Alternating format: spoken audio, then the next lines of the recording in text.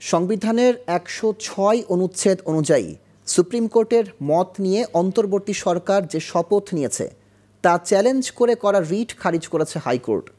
সোমবার বিচারপতি ফাতেমা নজিব ও বিচারপতি শিকদার মোহাম্মদ মাহমুদুর রাজির হাইকোর্ট বেঞ্চ রিট খারিজ করেছে। পর্যবেক্ষণে আদালত জানায়, জনগণ অন্তর্বর্তী সরকারকে বৈধ বলে মেনে নিয়েছে, কাজে এ নিয়ে বিতর্ক থাকতে পারে না।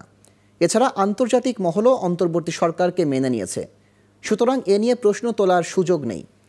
এ সময় আদালতে রিটের পক্ষে শুনানি করেন জ্যেষ্ঠ আইনজীবী অ্যাডভোকেট মহসিন রশিদ। এর আগে সংবিধানের ১০৬ অনুচ্ছেদ অনুযায়ী সুপ্রিম কোর্টের মতামত নিয়ে অন্তর্বর্তী সরকারের শপথ নেওয়া চ্যালেঞ্জ করে রিট করেন তিনি।